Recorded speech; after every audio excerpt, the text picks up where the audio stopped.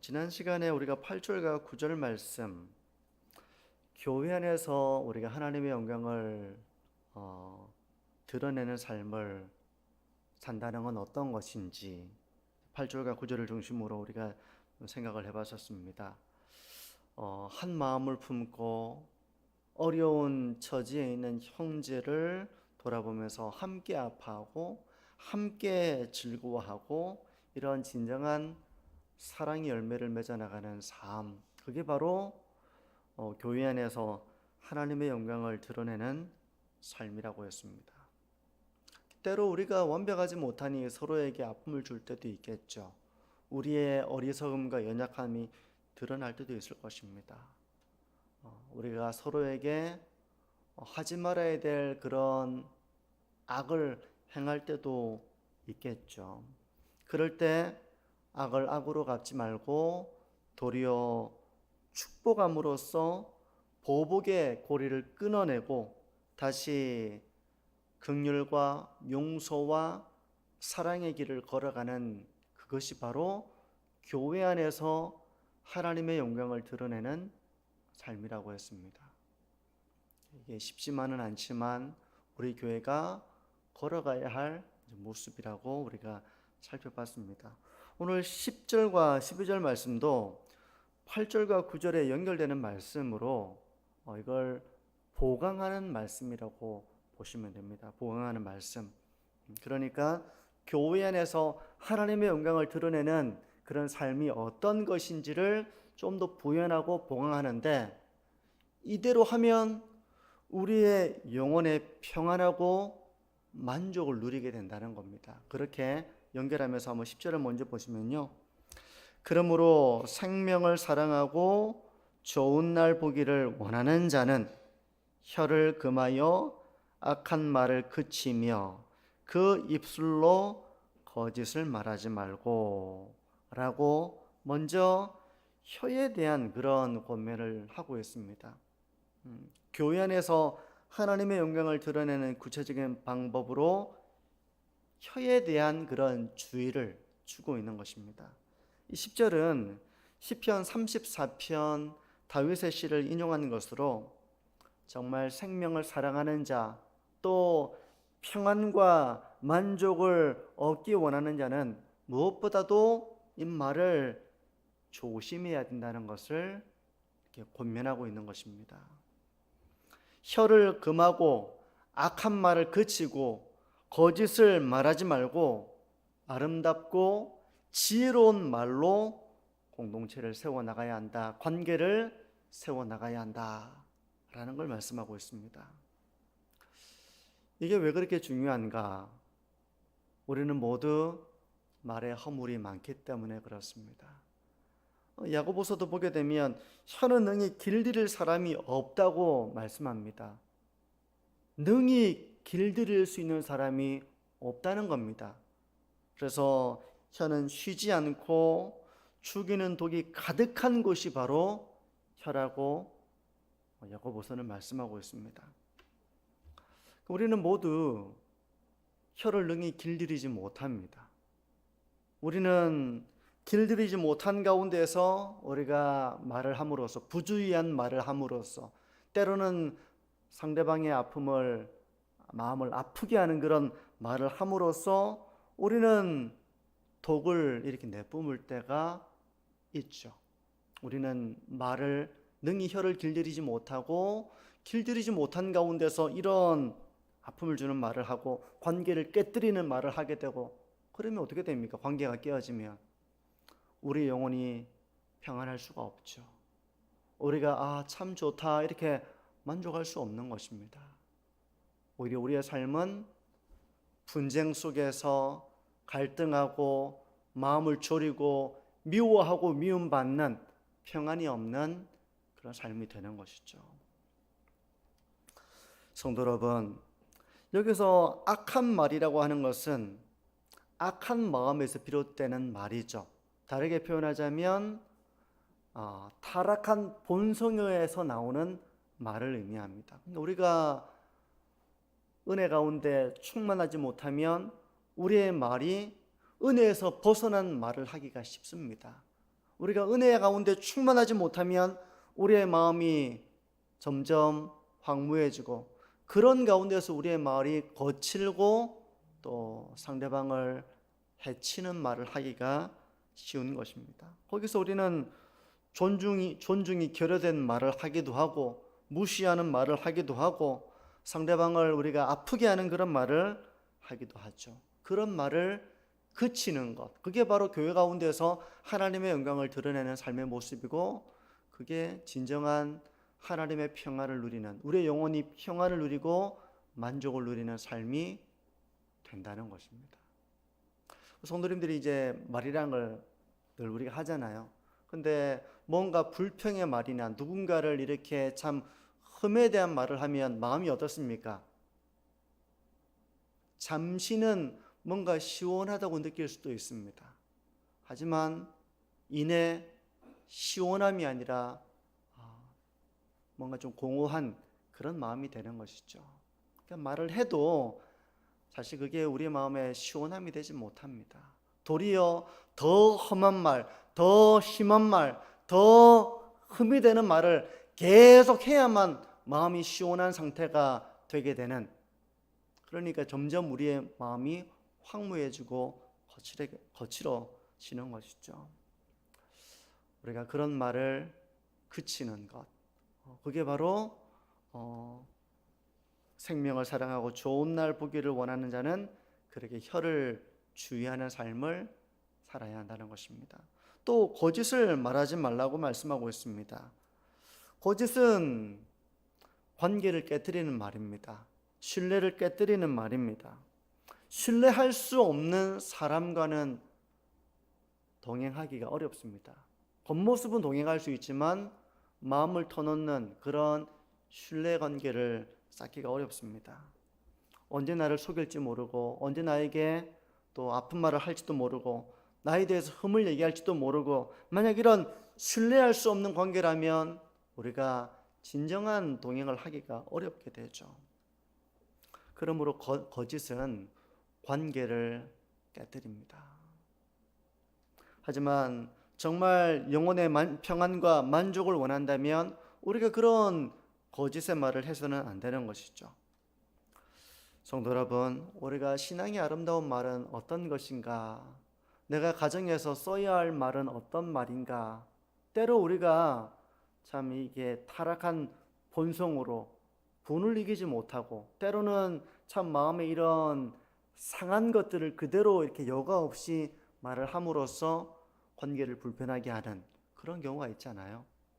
우리가 신앙의 아름다운 말이란 어떤 것인가, 관계를 세워나가는 복된 말은 어떤 것인가, 그런 말을 우리가 하게 될 때 우리의 영혼의 평화를 누리고 또 만족을 누리는 그런 은혜를 누릴 수가 있는 것입니다. 그러니 우리가 어떻게 심느냐에 따라서 하나님은 우리에게 그에 걸맞는 복을 주시는 것이죠. 두 번째 본문이 말씀하고 있는 것은 선을 행하고 화평을 구하라는 것입니다. 11절을 보시면요, 악에서 떠나 선을 행하고 화평을 구하며 그것을 따르라. 여기서 먼저 선을 행하라 라는 말씀을 좀 생각해 보죠. 선을 행하는 것 어떤 것입니까? 선을 행하다. 여기서 선이라고 하는 것은 하나님께서 천지를 창조하시고 하나님 보시기에 좋았더라 라고 하는 말이 선입니다. 히브리어로 똑같은 말이에요. 그러니까 하나님 보시기에 좋은 게 선입니다. 내가 보기에 좋은 게 선이 아니라 하나님 보시기에 좋은 게 선입니다. 그러니까 우리가 늘 하나님의 선하신 뜻을 우리가 잘 구하고 분별해야 되죠. 안 그러면 내가 보기에 선한 것이 하나님 보시기에도 선하다고 우리가 착각하기 쉽습니다. 그래서 우리가 선을 행하는 것이 참 중요합니다. 그러니까 선을 행한다는 것은 하나님의 선하신 뜻을 분별하고 하나님의 말씀에 순종하는 삶을 살아가는 것이 선입니다. 근데 이렇게 선을 행할 때 하나님의 평강이 임하게 되는 것입니다. 성도 여러분, 내가 보기에 좋은 것이 있을 거예요. 내가 보기에 좋은 것. 하지만 하나님 보시기에 좋은 것이 무엇인지를 우리가 생각해야 됩니다. 때로는 절대적으로 죄가 되는 것과 죄가 되지 않은 것을 두고 본다면 죄가 되지 않는 것이 하나님의 선하신 뜻이겠죠. 근데 어떤 것들은 죄가 되는 거 아닙니다. A도 죄가 되는 게 아니고 B도 죄가 되는 게 아니에요. 그러면 여기서는 사람들이 둘 다 죄가 되는 건 아니지만 내가 보기에 좋은 것이 선이라고 생각하고 나의 뜻과 다르면 서로 공격하고 비방하고 언성을 높이고 갈라지고 이런 일이 일어나기 쉽잖아요. 그럴 때에도 하나님 보시기에 선한 것이 무엇인가를 생각하면서 때로는 내 뜻을 굽힐 줄도 알고, 부모는 자녀들과 같이 있으면 주장하는 사람이 아니라 거즘 져주는 사람일 겁니다.